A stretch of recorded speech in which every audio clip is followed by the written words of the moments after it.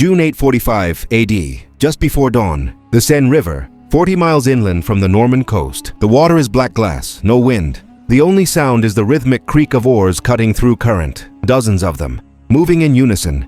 Longships, low-hulled, narrow, built to slide through shallows where no Roman galley could ever reach. Their prows carve silence, dragon heads looming in the mist. Inside, men sit shoulder to shoulder, weapons wrapped in oiled cloth, faces streaked with salt and sleeplessness.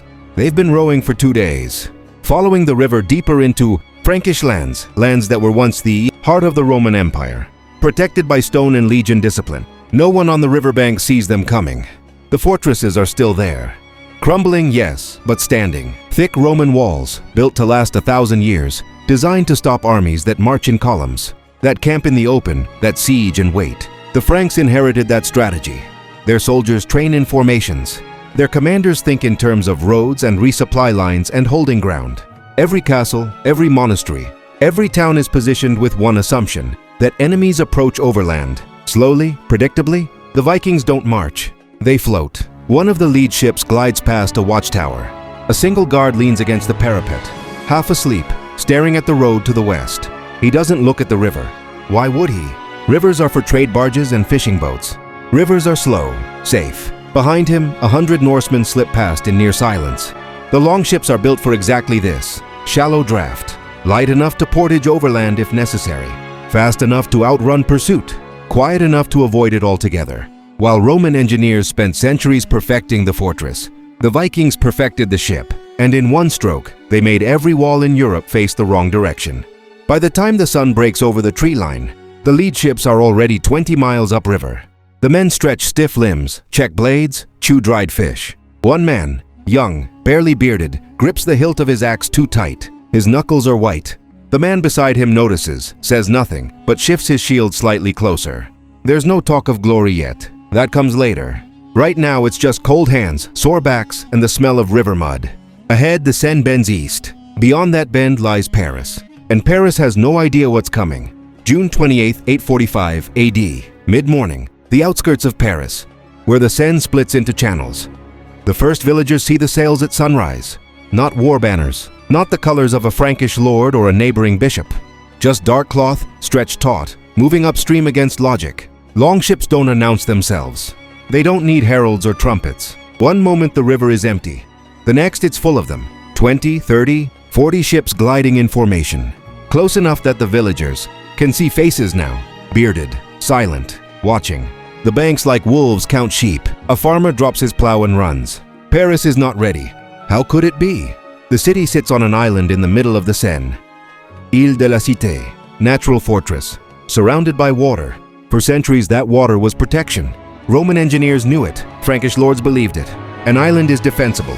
An island can be held. But the Romans also built bridges to connect the island to both banks. And those bridges are still standing. Stone arches, wide enough for wagons and horses. Built to move armies across the river, not to stop armies on it. The Vikings beach their ships along the muddy banks, just outside the city's northern approach. No siege engines, no supply trains, no slow encirclement. They move fast, men pouring off the boats in tight groups, axes and spears already in hand. Some head for the nearest village, others form a loose perimeter. A handful stay with the ships, guarding the one thing that matters, their way out. Inside Paris, bells start ringing. Monastery bells, church bells, the frantic clanging of alarm.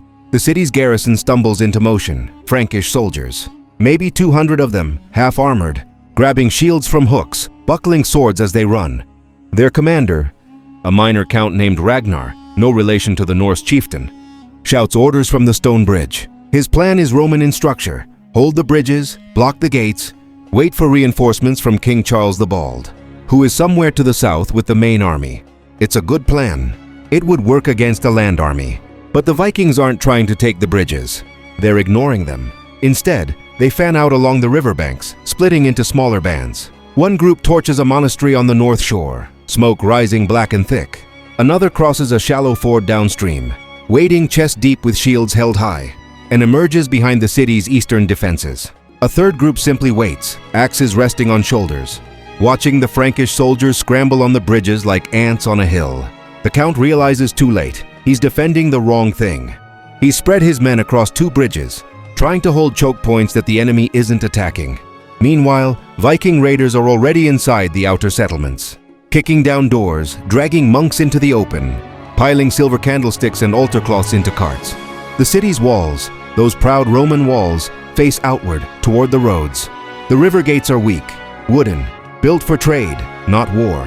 One of the Frankish soldiers, a veteran with a scarred face, turns to his captain and says it plainly.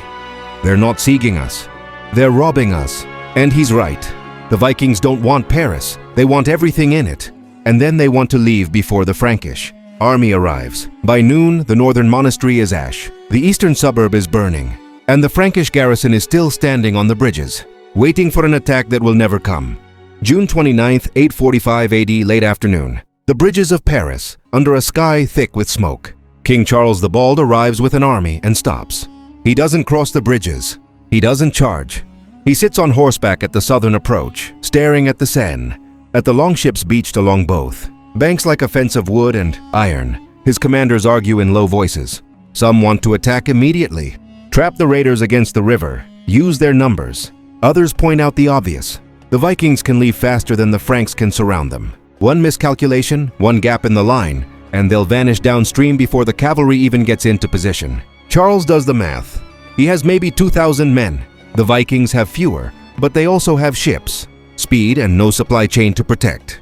If he attacks and fails, they'll raid again next month. If he attacks and wins, he'll lose hundreds of soldiers fighting. An enemy who can simply row away and return next season. So he makes a different choice. He offers them silver, 7,000 pounds of it, enough to fill a dozen chests, carried down to the riverbank under guard. Stacked in front of the lead Viking chieftain, a man named Ragnar, tall and graying, who stands with his arms crossed and watches the Frankish kings. Messenger without expression. The offer is simple. Take the silver, leave Paris, go home. No battle, no losses, just business. Ragnar doesn't answer immediately. He looks at the bridges, at the city walls, at the smoke still rising from the northern monastery. He knows what this moment means. Charles isn't paying him to go away. Charles is paying him to come back. Because now the formula is clear.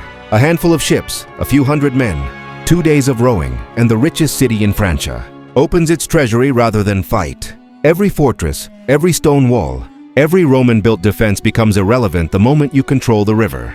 The Franks built their empire on roads and legions. The Vikings built theirs on water and speed. Ragnar nods. The silver is loaded onto the ships. By dusk, the longships are gone. The Seine is empty again, dark and quiet, as if nothing happened. The Frankish soldiers stand on the bridges and watch them disappear downstream, sails catching the evening wind. Some of the younger men look relieved. The older ones look sick. One of the counts turns to Charles and says, "You just paid them to raid us again." Charles doesn't deny it. He stares at the river, at the bridges his ancestors built to connect their empire, now turned into highways for invaders. The Roman way of war, discipline, walls, roads, slow grinding certainty, has met something it was never designed to stop. Not a better army, a better idea. You can't fortify a river. You can't garrison every mile of coastline. You can't build walls tall enough to stop men who never come through the gates. And so the Vikings will return. Next year, the year after, again and again, because the equation is simple. A river runs both ways, and the side that controls the current controls the kingdoms built along it. Paris will be raided 4 more times in the next century. The Franks will pay, fight, rebuild, and pay again. They'll eventually learn, building new bridges, sinking chains across rivers, designing fortresses with water gates, but that takes generations. Right now, in the fading light of 845, they're still thinking like Romans. The Vikings are already gone.